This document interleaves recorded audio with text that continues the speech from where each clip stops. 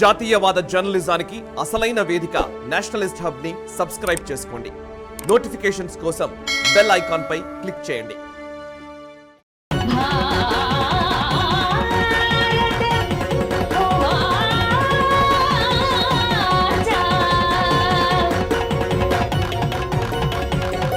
నమస్తే.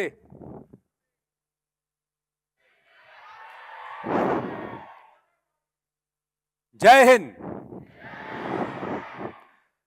Now, before I get to why I say Namaste and Jai Hind, I just want to say thank you to Anandaji, Raghav, the Ministry of Culture, all of you, for allowing Bharat to speak at Bharata Uvaca. So, big hand to all of you. Thank you very, very much. Now, Namahate, that's the break.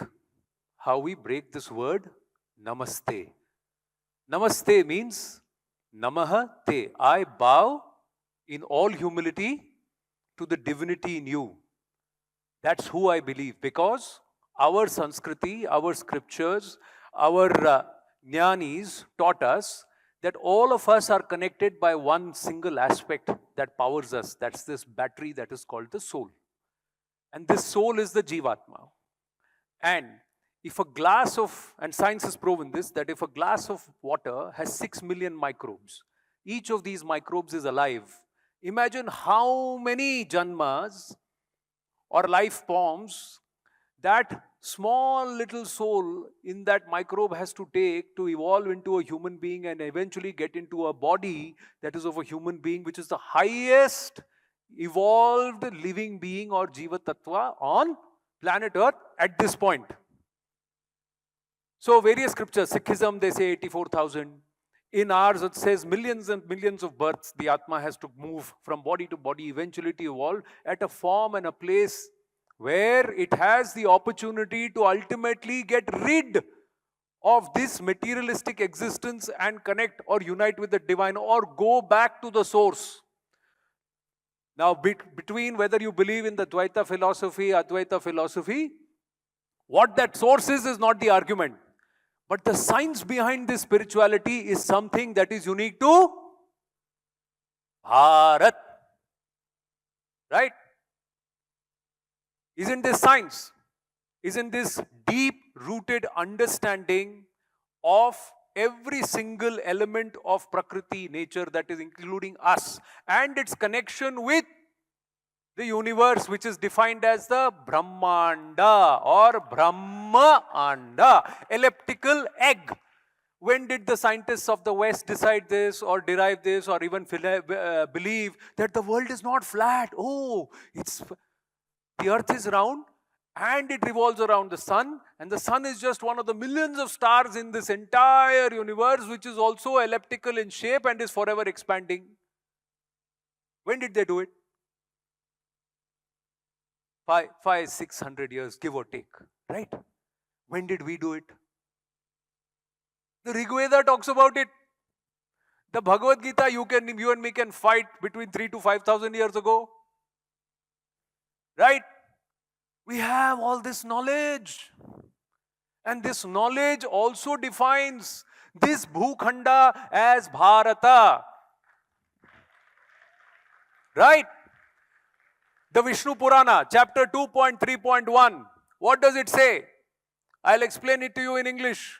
It says, in the north, you have the Himalayas. From the Himalayas to the Sindhu, that is the south. This entire geographical part is called Bharatam. The people or the Vanshaj of Bharat live here. That is one explanation. The other explanation is break Bharat. What does Bha and Rath mean? Bha means the sun. That is also implicative of knowledge. Jnana, Ratha, those who ride in the pursuit of knowledge. This is the land that is forever obsessed with knowledge. And this is why it is unique in its geography, and its identity finds itself not just in culture, not just in knowledge, but also in its geographical construct. A Sindhu, that means the Sindhu river. A Sindhu, That is the Mahasagara. Sindhu means water, big water bodies. Sindhu, the Brahmaputra there, and the Arabian Sea, Indian Ocean. So surrounded, a body, a land mass surrounded by water on three sides, and the Bahubali Himalaya on the top, on the north, which crowns it. This is unique to us. You all know geography. Can you tell me any other geographical location across the world on planet Earth which has this unique geographical distribution? It doesn't. And what has happened in this oldest living civilization, that is Bharat? This oldest living civilization, that is Bharat, has always asked its people to remain connected with each other, despite being spread under various kingdoms and various different riyasats or states. Why is it that we have 12 Jyotirlingas? Are all the 12 Jyotirlingas in the same place? No. Are all the Shakti Sthalas in the same place? Is Badrinath and Padmanabha Swami in the same place? Is Dwaraka and Nagaon in the same place? What does that mean? Or Dwaraka and Jagannath, are they in the same place? No. But if you have to do a pilgrimage, what do you have to do? You have to travel all across this Bhukhanda, irrespective of how many states, how many kingdoms, how many riyasats it has been divided into in the past, or it finds itself broken into today. Why was this done? Because, ladies and gentlemen, in the science, in the spirituality, and in the philosophy lies the answer that all of us whose ancestors were born here, who find our roots in this Bhukhanda, that is Jambu Dvipa, Bharata Khanda, Bharata Varsha, or how we call it India today, we believe in one philosophy irrespective of what faith we follow. And that faith and that philosophy was for all the faiths that originated here. Okay, I qualify that. That the journey of the Atma continues beyond this material body. And Akashat patitam toyam yatha gacchati sagaram sarvadevam namaskaram keshavam pratigacchati. That means it may fall from the sky, find various ways, rivers, rivulets, ponds, etc. eventually goes into one big sagara. That means that there is only one eternal Sat. Everything goes and merges, emerges from there, merges back there. And the journey of this Atma, this battery that powers this body, is continuous. It is beyond us too. This is our civilizational connect. This is our cultural reality. This is our cultural identity. This is our true philosophy. And that is why this Bhukhanda, the people living here, the culture that they follow is the culture of Bharatam. And that is why we should proudly call ourselves louder. Well said, ladies and gentlemen. Now, am I making sense to all of you? Okay. Now let me ask you this. We started today's session with another very good friend and whom I'm a great admirer of, and I've read every word of his 2 books and I'm waiting for the third one. Who am I talking about? What did he say? India, that is Bharat. Now, that is Article 1 of the Constitution says, India, that is Bharat. What does that mean? What did our founding fathers write when they said India, that is Bharat? In the times that it was written. It was written because everybody called it like India, the policy makers, the influencers. But the founding fathers wanted the core ethos to remain Bharat. So he said, you call it India, but it is. You call it India, but it is. Today, what is the situation? There is an India and then there is a Bharat. Whose fault is it? Should there be an India and a Bharat? Oh, this is the India. Go and see the Bharat. Oh, if you're doing something about Bharatiya, let's start with the Sanskrit shloka. If it has got to be Indian, it's got to be in English, it's got to be modern. How many divisions? Why? We are conversing in a foreign language, but we are so good that we've Indianized this foreign language, haven't we? Correct? So, if we have a whole host of knowledge in Sanskritam, but you and me, common parlance, don't speak Sanskritam, can we not understand that knowledge in the language that we speak and at least follow the essence of that knowledge? Is that possible? How is that possible? When I met a friend of ours who's made it his profession to go and teach people how to read. But do you know, Sanskrit was a coded language. It was never written. Veda or knowledge was passed on orally from guru to the shishya and thereafter generations. And that's why they evolved a knowledge, or they devised a language which is so perfectly coded that if you utter it in that particular meter, in that particular tone, after understanding the meaning, you repeat it, your brain is coded permanently, you'll never forget it. That language is, that is the basis of all modern day machine language. Correct? And what have we done? We have wrapped it, kept it in the puja room, and we do puja. That's all. Do we learn it? No. Our grandmothers know it. Our grandfathers know it. Do our parents know it? So if our parents don't know it, then will we know it? Who is going to teach us? We'll have to learn it ourselves. Why? Because unless we learn it, are we going to teach the next generation? No. How are we going to teach the next generation if we don't learn it ourselves? Ask anybody, ask yourself as a child, did you ever do what your parents did?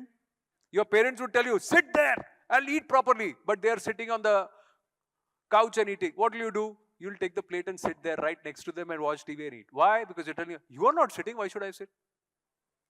Right? So unless we start this ourselves, we are not going to come to a position where we are so culturally sound and we understand the wealth of our philosophy that we believe in this concept of a nation that is Bharat. We have a problem, ladies and gentlemen. I'm going to ask you, I've got about less than 8 minutes. I'm going to cover 2-3 other aspects. But in these 8 minutes, you write down, while you listen to me, write down 5 things which is unique to our country. Let me see how much time you take to give me 5 things. Don't write one word, culture, food. No, sorry, what culture, what food? What do you mean by culture? Give me 5 unique things that makes you proud of the oldest living civilization in our country.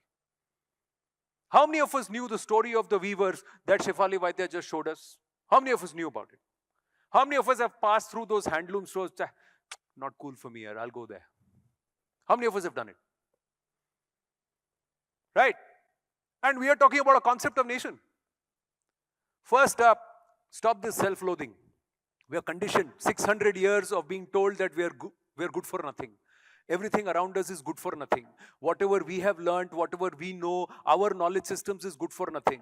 When you think like an Indian, you are a good for nothing. When I say Indian, a Bharatiya, you are good for nothing. If you don't know how to speak English, you are a good for nothing. Ha! You are wearing salwar kameez, good for nothing. Ha! Mundu pen kya? Good for nothing. You know, I'll tell you what. This is how we've been conditioned to think. Junk this. Control, Alt, delete. Seriously. That's where it starts. That's where it starts. Unless you have pride in what is ours, nobody else will have pride in what is ours.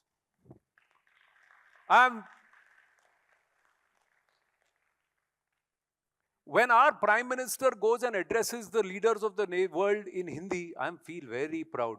Not because Hindi is my mother tongue. No, my mother tongue is Tamil. I would like to speak, but I also speak Malayalam, I also speak Hindi, I also speak Marathi, I also speak Bengali, I also speak Gujarati, so, for me it is he is going and expressing himself in the language he is most comfortable expressing his thoughts about his country. I would like all of us to do that. I would like all of us to henceforth go, we understand all languages, sir, but we'd like to express ourselves in the language that belongs to us, where we can express ourselves confidently. And that language also brings out my Bharatiyata. That is what is important. The other thing, all of us need to do two things. Okay, I'm going to wind up. 5 minutes. The next time you have a break, you have a vacation, you and your kids have the guts to walk to a train station, buy a second class, third class, first class, whatever ticket you want, get into the train and get down at a station you have not planned. And spend 3 days. Spend 3 days in that city, in that area, roaming around, seeing that place. If you can do that at least once every year for the next 5 to 10 years, you know what you would have become? You know what we would have become? Tell me. Bharatiya. And you know why? The beauty about us, our people and us, this Bhukhanda, this people, be it Hyderabad, be it any place in Maharashtra, any place in Tamil Nadu, any place in Kerala, any place in UP, any place in Punjab, any place in this country, any place. If you walk up to a home, knock their door and say, listen, can I please get a glass of water? They will say, please come in, we'll give you a glass of water. You know? Why is it that it is the same practice all across, irrespective of the state, irrespective of the tribe, irrespective of what caste, what creed, what community we are here in this country? Because that is our Sanskriti, that is our culture, and that is Bharata. This aspect of cultural nationalism is something we need to remember and we need to go back and revisit, please. The other thing, this is the first request. The second request is, how many of us are on social media? 2 hands, 3 hands, 5 fingers, everything, everybody will come on, multiple platforms. Every week, put one post that is not about yourself, but it is about Bharat, with the hashtag Bharat. Be it the Sulaimani chai that you get, or be it the poha that you're eating, or be it a beautiful tower or a whole temple, whatever it is. Or some ikat work that you have come across, or because Shefaliji told you, so you are buying and wearing something on National Handloom Day. Please do it. But don't tag yourself. Don't tag Shefali Vaidya. Tag? Absolutely. These are 2-3 things we need to start doing, because this is the first baby step towards finding our roots. Now, we all know a Vatavriksha or a banyan tree. Why do you think the banyan tree lives for so long? The banyan tree's existence is so long, even on the banks of a flowing river in Spate, because when the old trunk, the original trunk starts aging, its roots or its shoots or its branches, they dig roots. So that tree continues to remain and continues to exist. And no matter how much the spate is, this banyan tree remains. But if I start using so much plastic that in the 4th layer of the soil, there is only plastic there and these roots can't dig themselves further, what will happen? The next time there is a flood, the entire tree, huge tree, will get washed away. And then what does it become? Nothing but a log in the river, which will go wherever the river takes it, and it will do whatever the river makes it do. So there are 2 messages here. One, 600 years of plastic usage has made our roots weak. So we need to stop using that plastic. And for our future, we need to stop using plastic. So this mental plastic that's been put so that we can't dig our roots or we get delinked from our roots, we got to eradicate that, take it off. And the physical plastic we need to stop so that we have a future for our generations. So 2 messages I have attempted to give. Let's be the banyan tree that finds its roots. Let's go back and be proud, and let's have 5 things that we are proud about our culture on our fingertips, so that the next time we say Namaste and Jai Hind, we say it from here and here, not from here and here. You get my point? Namaste. Jai Hind. Thank you.